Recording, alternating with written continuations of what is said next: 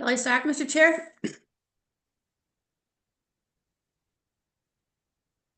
Can you hear me?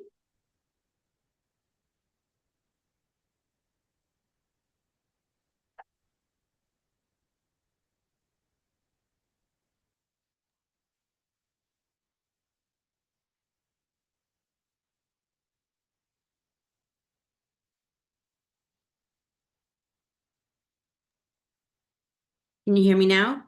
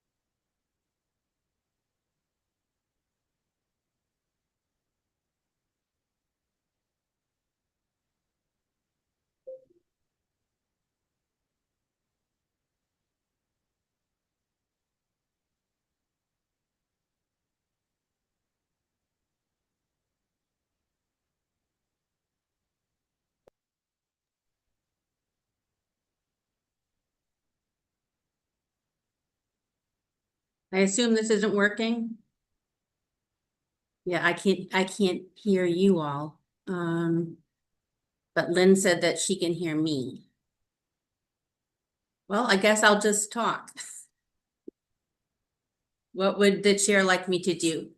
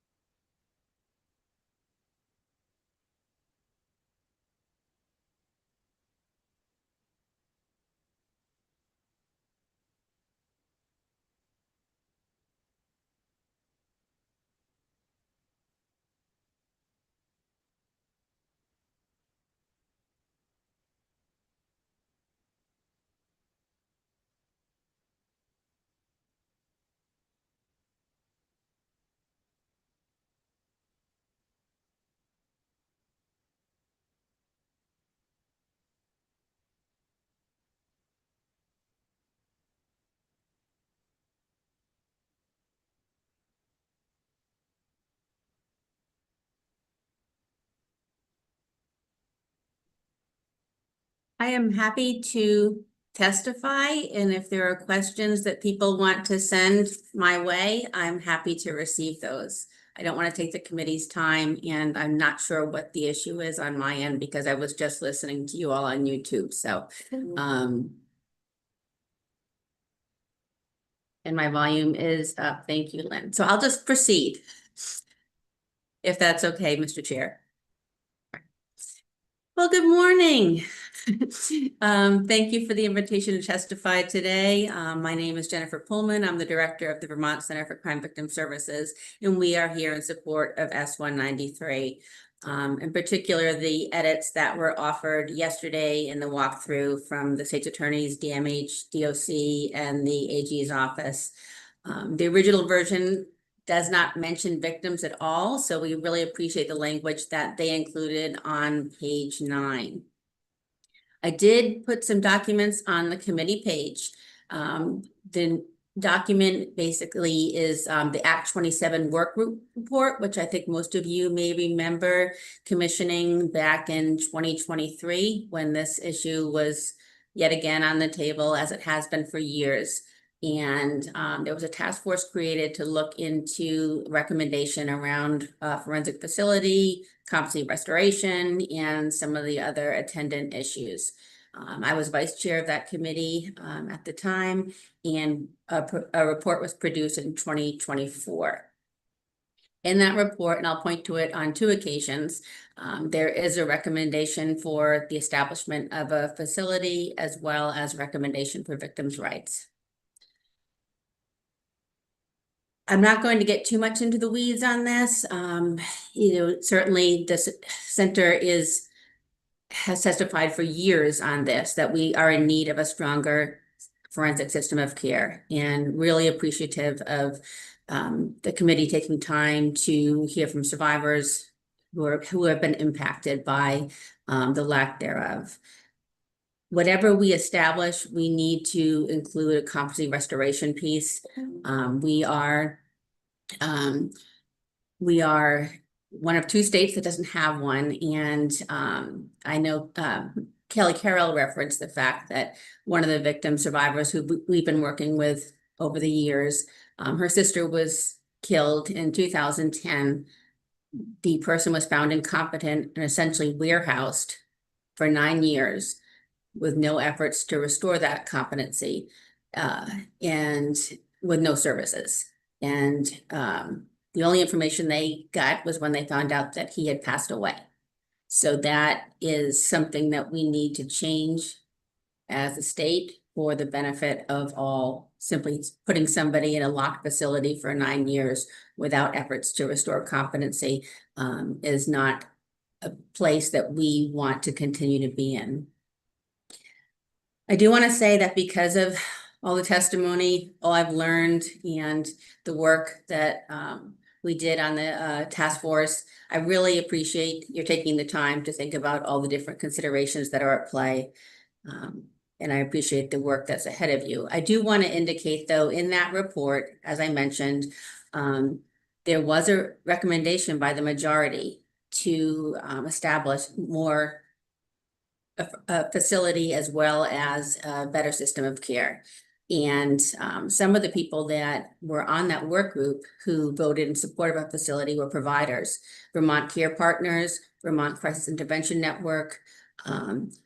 They felt that there is a small number of people that they can't reach out to anymore, that cannot be serviced in the community, and that something needed to be done. So it's not just the traditional folks, it's people that are providing the services. So I'm assuming if this bill does go over to health and welfare, you'll hear from those people. But I just want to emphasize that, again, the Vermont Crisis Intervention Network, Vermont Care Partners, those representatives on the committee had all recommended that we need a facility. I'm not going to get into the weeds on what it looks like. When we had the work group meeting, we certainly didn't talk about where it would go and what it would look like. And I know the committee has talked about, whether it goes within DOC or not.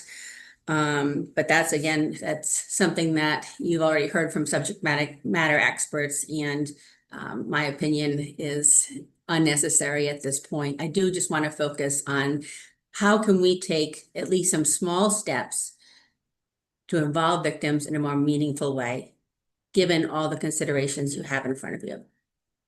And again, want to thank you for hearing from survivors, because the experience and harm to them is the same. But depending on the direction the case goes in, it's a dramatically different experience for them. If it goes through the criminal justice process, there are rights all across the board at any point in time to information, to be heard, for notification, and for restitution. If it goes the other route, if incompetency is an issue or insanity, what I've heard from advocates is it's like the door closes immediately and it goes into a black hole. There's no one at DMH for them to speak to, and there's no information. And so one of the pieces that was important back in 2024, and it's reflected in this report, was that victims would have some right to share their experience in court, to share what that impact was. And in 2024, as passed, you did provide a right for victims to submit something in writing.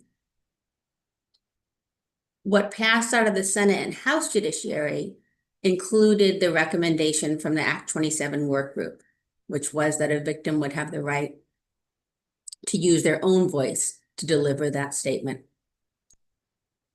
That was not a part of what ended up passing. Why is it important for a victim to give their statement themselves?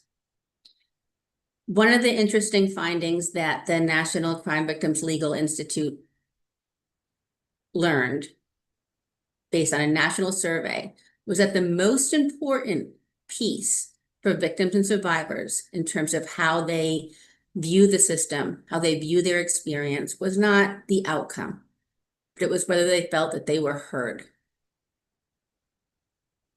And I think that in these cases, I just want to bring that to bear, that submitting something in writing through a prosecutor does not have the same weight at all as allowing a victim to use their voice in a proceeding.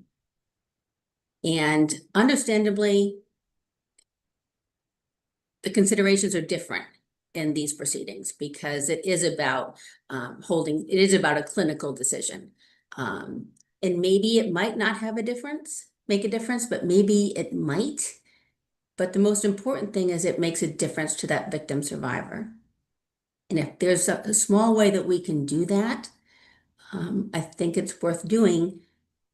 And I know there's concerns about privacy. I know there's concerns about balance, but this committee in 2022 led the charge to think about how we can do that in juvenile proceedings. And what the committee and what the law that ended up resulting from this conversation was that for juvenile proceedings, victims could go in just for the sole purpose of delivering their statement, and that would be all. And so there was that carve out for those proceedings. So I think it can be done. I want to underscore that in the Act 27 report, which had a very diverse group of people. And if you look at the report, you'll see who was on that group. There was everybody supported that recommendation that a victim could go in just for the sole purpose of delivering their impact statement. So to the extent that language is included in the walkthrough that of Attorney Bianchi's recommendations yesterday, I really want to encourage this committee to consider that. Whatever you do, that's a piece that has not been controversial to date. It has been, again, passed in different forms, and it was a recommendation of the Act 27 work group.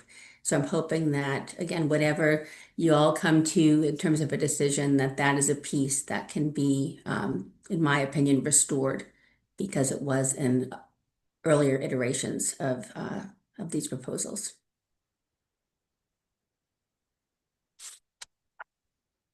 So I can't take any other questions. There may be there may be other pieces that could come forward. I know there's a bill in the House that I've already testified on. It's hard to understand where those intersection points might be because we don't really know what this is going to look like. But I do want to say I'm very confident in the relationship that we've established with DMH over the years, and I really trust that this is an ongoing conversation and that I do want to appreciate Karen Barber for being very transparent and a really good partner on these issues. And we'll just keep that conversation going. And again, thank you for elevating this as a priority. And I urge you to, whatever you do, again, just include or, bring back that right to appear.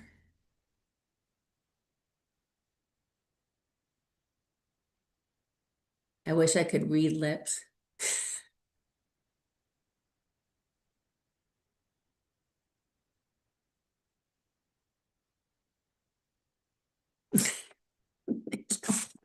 Sorry. Thank you.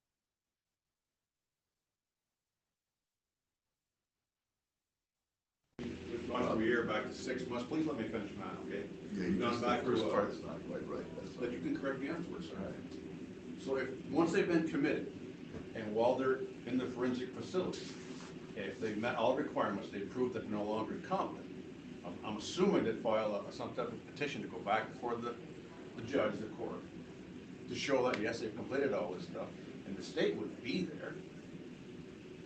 So at that particular point in time, wouldn't they still have that burden of proof after they've seen all the information that's been presented by the defense that they've met all the requirements, and now they're competent to stand trial?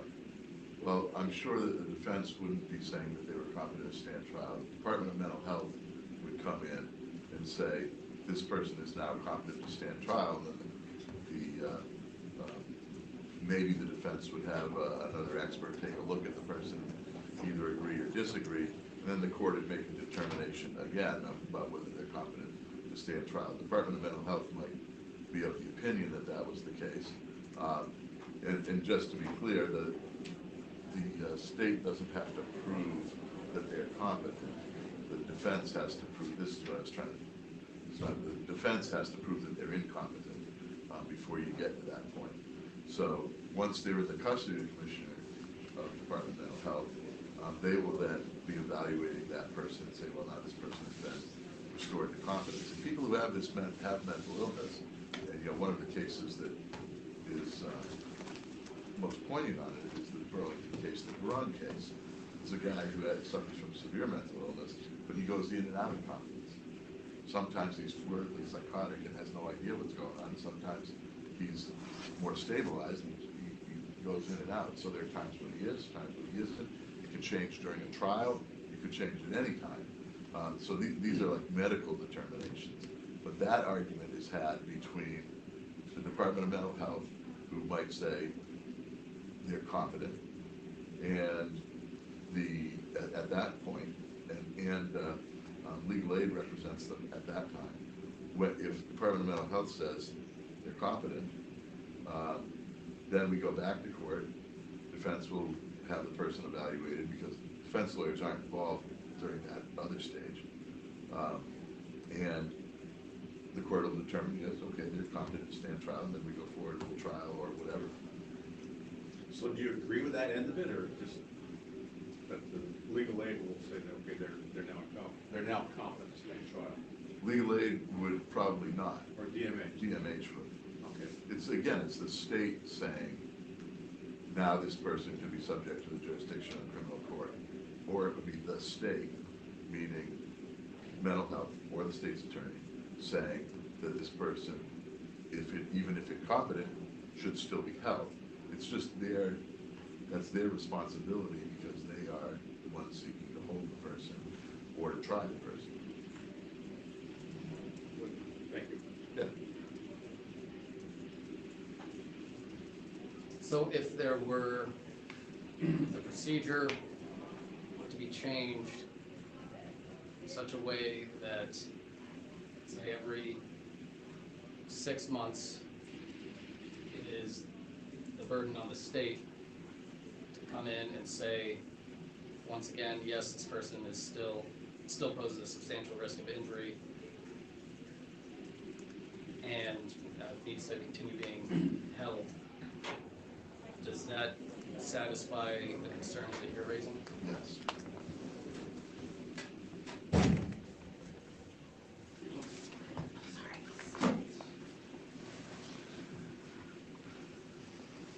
Anything else? Not right now. I do want to have my appellate folks take a look at this. They always seem to have a lot to say. Yeah, there was one more change that we're either going to take out or modify, which is on page 3, line 11, where I think there's some uncertainty as to whether the way that's worded is constitutional. Yeah. Somebody's unlikely to remain competent outside the facility. But again, this... Yeah, that's, I found that interesting. There's also, I kind of found, reading through it, I found some typo stuff, but where verbs were not there. But when I go through it word by word, line by line, I'll figure it out. I did have a question about that, because final, the use of there is a final disposition is attempting to replace receives a verdict in the person's underlying case. And verdict, yeah, that's too specific. I'm not exactly sure what there's a final disposition means. You made a note to talk about that one, right? Yep. And you're asking the court to try to predict.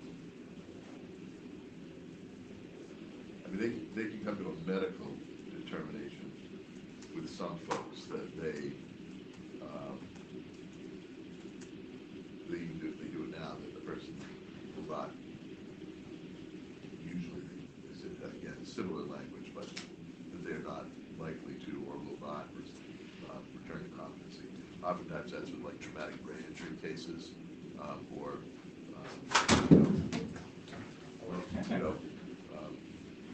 developmentally disabled folks, or people who are, have severe psychosis.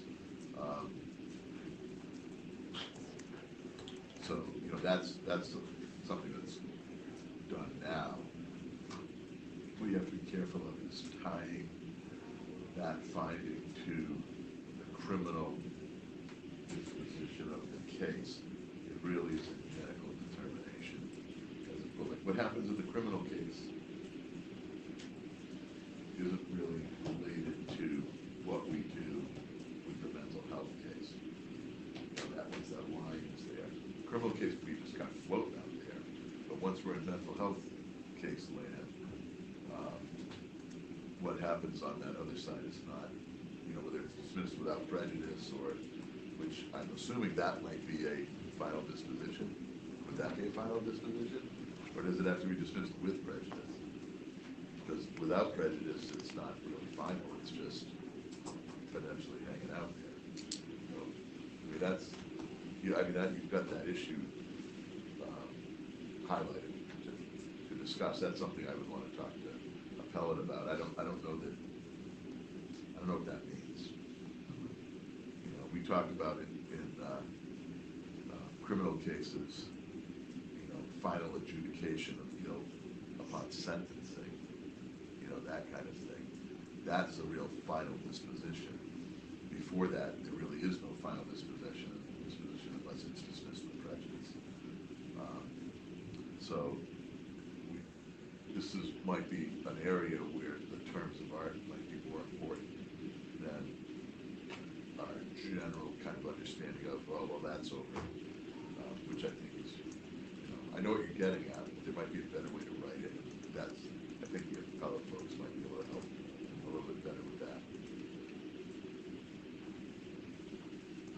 If they have suggestions, I'm happy to get that language, and then we can discuss, the committee can discuss it further. What's the time frame you have?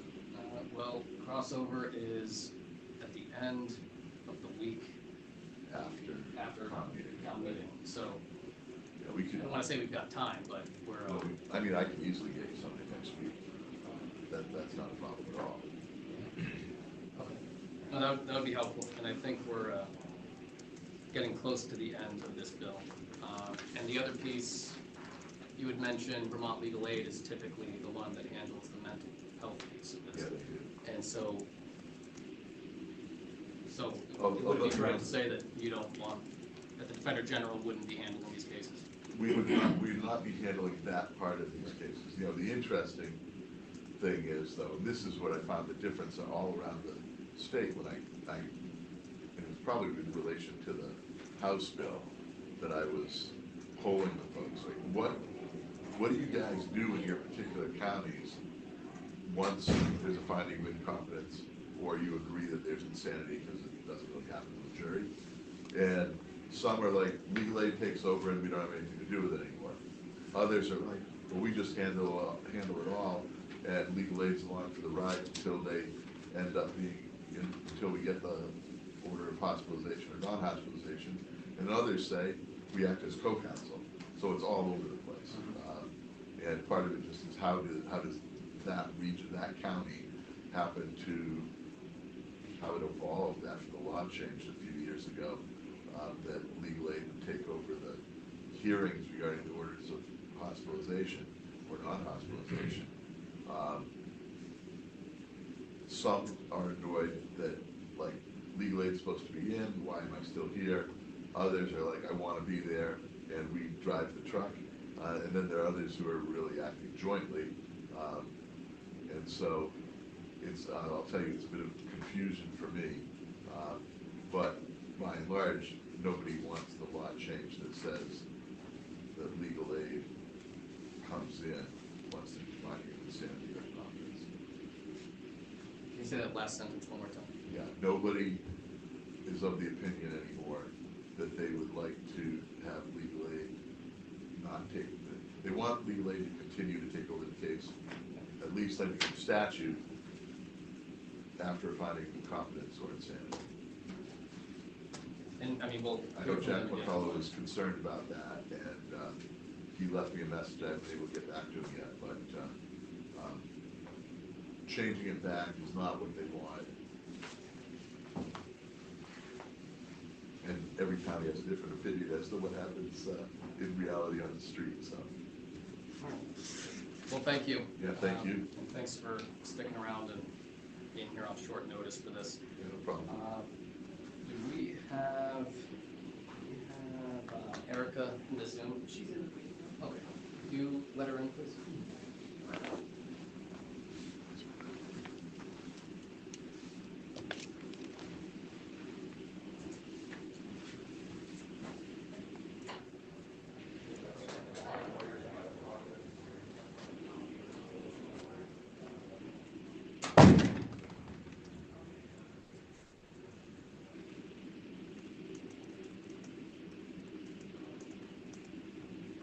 Hey, how's it going? Can you hear us? I can. Okay, excellent. So, thanks for coming in on short notice. You're here to talk about S-183. So if you could just introduce yourself for the record, and then the floor is yours. My name is Erica Marthage. I'm the Bennington County State's Attorney. And I've been doing this work since 2001. Fantastic. And if you have any thoughts on S-183, happy to hear. So I do. The changes to the home improvement statute over the years have been have significantly impacted at least my department's ability to prosecute those cases, mainly because prior to the change in the home improvement statute, it really was focused on the criminality of the behavior. So the intent was not that you knowingly entered into a contract. It was that you were knowingly frauding someone, right? That you would enter into a contract with someone to do work on their house. You either didn't show up or showed up a couple of times, but not nearly enough under what you were supposed to be doing. There were certain inferences that and circumstantial evidence that we could offer that would go to prove that the intent at the time of entering into the contract was to defraud this person. So, for example, if you had someone, aside from just the not showing up to do the work, you might have a situation where someone who has literally never done a roof on a house go to, someone in the neighborhood and say, or just knock on doors and say, hey, your roof looks pretty, and we had this happen in Bennington, your roof looks pretty bad. I'm not sure it's going to make another winter. And then they would secure a deposit from someone. Maybe they would show up and do, a day's worth of work. Maybe they would strip the old roof off and then they wouldn't come back. So then the police would investigate. I'd get a lot of, stories about, busy and doing this other work and whatever. I could still rely on the fact that the intent to defraud was there from day one because they're not qualified to do a roof. They've never done one. They just were there to take money. The way it is now, and I decline a fair number of these cases that I get now because they really are contract disputes. They're not criminal. Um, and I know that's been a super unpopular decision on my part, but it goes to both what I believe my ability of to prove is, and I look at some of the other entry orders and decisions that have come out of other courts around the state where the court is essentially saying, I don't know how the state is prosecuting this case because they don't have any direct evidence of fraud. It essentially is a contract dispute, really, because you have some of the ones that I've received are, for example, a teacher and a social worker in Bennington are building, they buy a house, they're completely gutting it and remodeling it. They enter into a contract with a builder.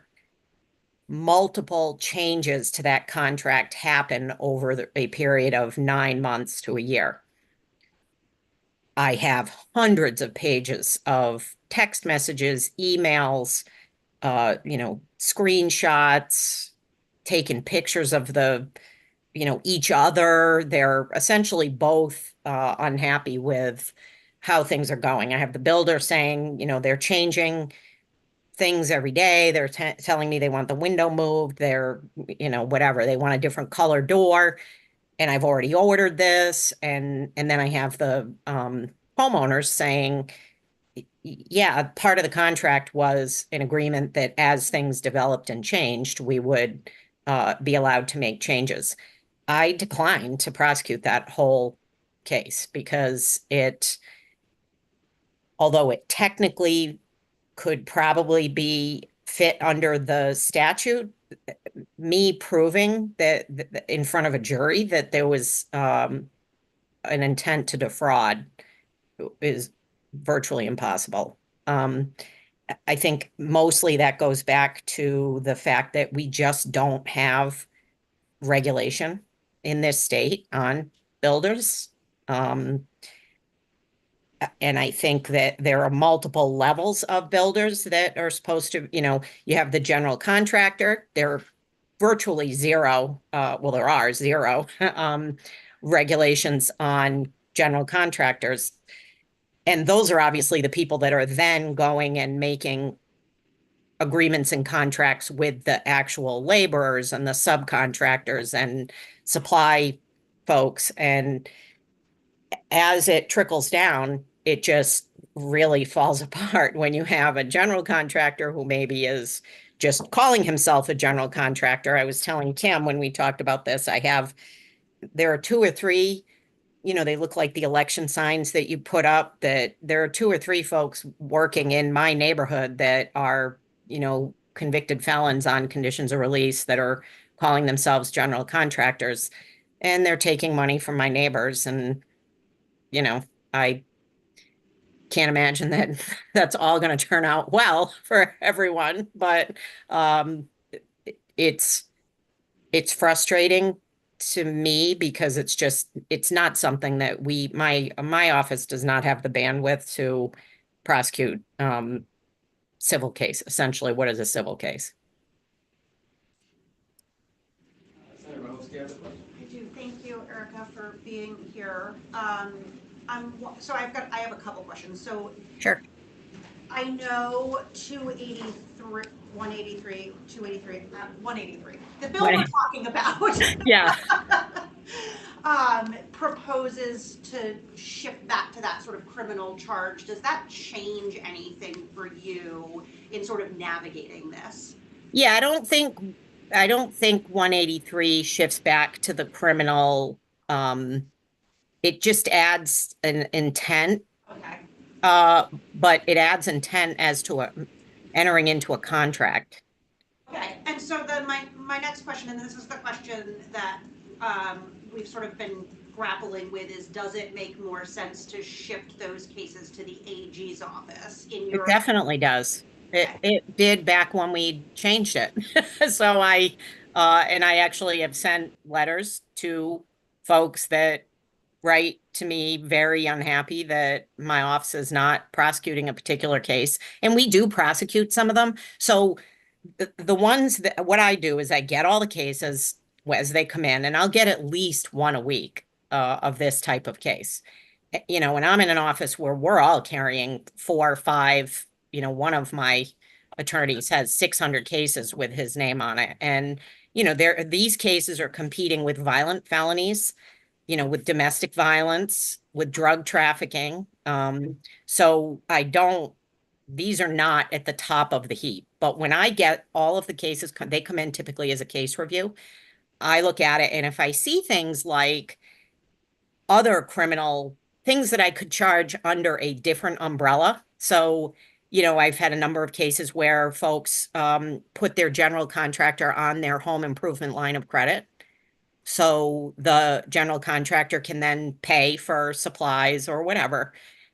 I've had cases where the general contractor is using that essentially as like their own bank account, and they're pulling money to do other projects. And so I'll prosecute that. Um, and but if I get a case that legit is just like what I just described to you, where it's really a back and forth on contracts, I say I decline to prosecute it, and I send a letter to the victim saying you should speak with the Attorney General's office, because this could fall under a civil action. It's not something that I'm able to prosecute criminally. So, I have no issue with continuing to look at them. The problem is once they leave, once say I'm not prosecuting them, they just dead end. And I don't think that's right. I'm from a family of builders, so I have kind of that breadth of knowledge that lifelong builders, literally everyone in my family is a builder. I'm the only one that married a lawyer. My sisters all married builders, and my parents were way more impressed with that. And the gold prize was someone married someone who owns a lumber yard, WW Lumberyard. And that's like the end all be all, but I get it. I know. So I'll call my brother, I'll call my nephew, and, they're contractors, and say, hey, you know, what do you think about this? What if somebody asked you to do this? And sometimes it's people that come here from other states where there's a lot of regulation. They come here and they're shocked, because they're like, they think that if someone has a sign on their truck that says general contractor, that they're actually a contractor, and that they have some regulation attached to that. So when I then say I'm not going to prosecute it criminally, and I need you, I'm referring you over to the Attorney General's office, maybe someone in consumer protection can look at it, and because that's where it really sits better with me, that it would sit there, that it's a consumer protection issue, that the ones that are truly criminal, sure, they stay criminal. The ones that essentially how the statute used to be, you'd take money and don't show up, or you take money but sometimes now what I get is somebody will take money and not show up, but they don't show up because maybe they got a cancer diagnosis, or they got their wife died or whatever. It's like, that's not an intent to defraud from the beginning. And typically those people will just give the money back or make other arrangements. I'm talking about the people that are actually they're taking money, and they either don't have the skill set or they don't have the intent to complete the job. In the instances where you do take these cases up, how long do they typically take to? Years and years. I have one, I want to say, that is that might have a 22 or a 23 docket, 22 docket maybe. And the issue is there, more people will come out of the woodwork. So I'll have a case that I charged someone in 2022, and then their name's in the paper, and then I have 4 more people come out and say, this person did the same thing to me. And those are the ones that are actually criminal, the ones that I'm charging. The ones that are just really bad general contractors or really bad builders, like, you know, I have kind of particular feelings about it. Like I don't think that being a builder is just like a fallback job. Like you train to do that and you apprentice and you go through being a journeyman and you learn how to do it. And that's just not the case in Vermont. Like people just like I said, a lot of people that's if I had to pick the two top jobs that defendants coming in and saying they need exceptions to the curfew for, it's carpenter and painter.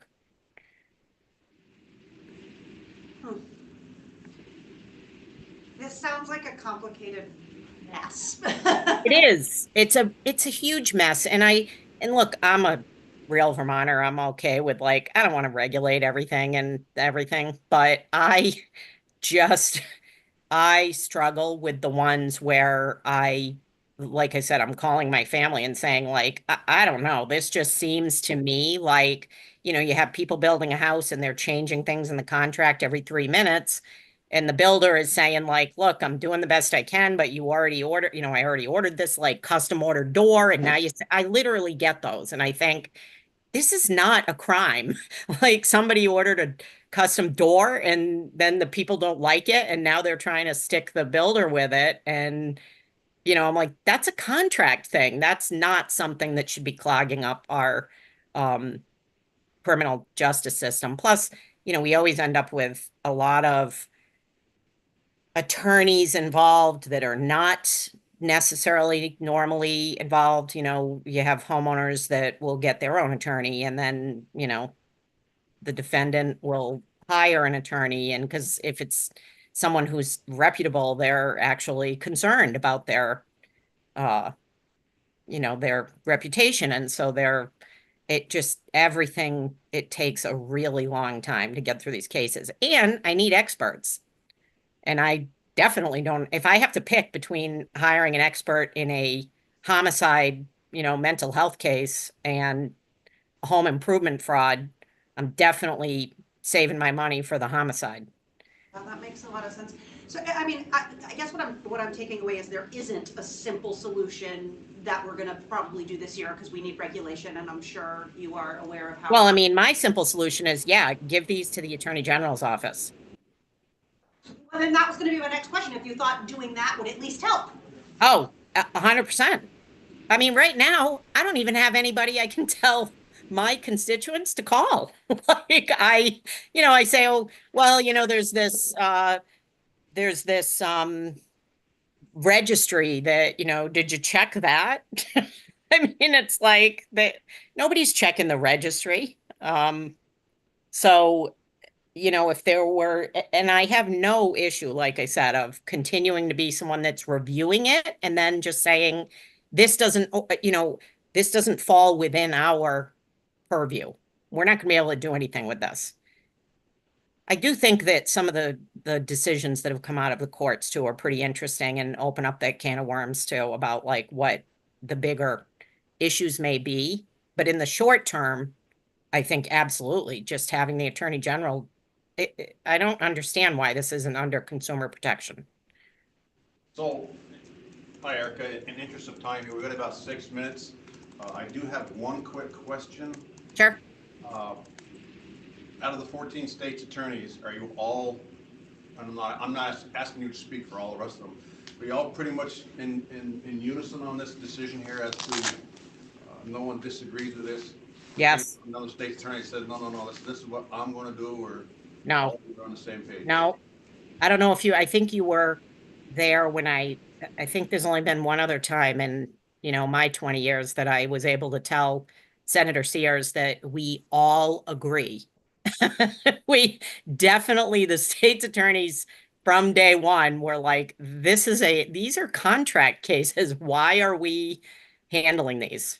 It's just, we're not the best suited for them. We're criminal attorneys. So So, yeah.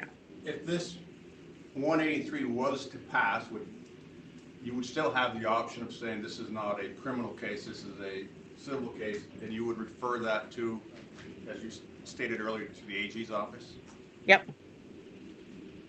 Yeah, and that's what I would do, and that's what I'm gonna, I mean, that's the difference. It's what it, and this is where it's gonna be up to you guys. Like, it's your sense of how you feel like whether this is urgent for you to deal with for your constituents. Like, if you have folks in your areas that are reaching out to you and saying, look, like, this isn't right and this happened to me or whatever, if you, you want to be able to, we're not going to change, I do not anticipate the state attorneys are going to change the way they're doing business now. Like, so any of the state attorneys that are doing what I'm doing, which is looking at them, taking the ones that can clearly show criminal intent and moving forward, all the rest of them are just going to be by the wayside. So if there's no other agency that can deal with it, that's pretty unfortunate. And my last question is, so if this bill was to get out of committee and actually pass on the floor, this wouldn't impede your process to begin with anyways? Could you still look at it and refer it to the AG's office, correct? Yep. Okay. Yeah, that's exactly what I would still continue to do. Yep. Thank you. Sorry, Eric, I had to step out for 2 minutes. But committee, are there any other questions, or we got a couple of minutes left? Comments? I mean, attorney, I almost made you the Attorney General. I was about to call you Attorney General Marthage. Yeah. No, thanks. Yeah. I can understand that too, pretty clearly, like said, that, if what makes sense is to give this to the AG's office. I don't know where the committee lands. I want to support, getting these to a place where it makes sense. I don't know if I don't know. So the language to do it is in a bill on the wall already, but I don't know where the committee stands on that, and I appreciate you coming in and sort of walking through. I guess my last question sort of for you is, do you feel like moving that in that way might bring justice to these cases quicker? I don't know that it would be quicker because I don't, the courts are, it is what it is, but uh, it certainly would be in the place that it should be in. What I would say is you've already kind of gotten the state's attorney's answers. Like, we're not filing the ones that, and this was not anything we ever met about ahead of time. We didn't talk about it ahead of time. It just kind of started, that's how things kind of started sugaring off. Like, we were hearing from other counties like, oh, my court issued this decision and I have this, and and on our listserv, can you believe that I got this case? What am I supposed to do with this? Like, this would be a week-long civil trial. And that's definitely not something that we can do. I mean, I have to go on the schedule a year in advance for a week-long homicide trial. So, um, I think they're definitely not going to get any justice the way it is now, because it is my belief that none of the state's attorneys are behaving in a way differently than me. I think they're not saying I'm not taking any of these. They're looking at them and they're making that same assessment that I am, like, okay, this is a case that makes sense for the criminal world, and we will continue with this case. But I think the ones that are not being filed criminally, that's just going to continue to happen. Thank you. So I believe we're going to hear some more testimony on this next week, and we'll land somewhere. But thank you for coming on short I notice. imagine you will, right? And I'll be in Quebec, so enjoying all the snow. So, Joy. yeah. Hopefully it's just a nice vacation. Yes, yes. February vacation. Thanks again for coming in on short notice, too. Yeah, no problem.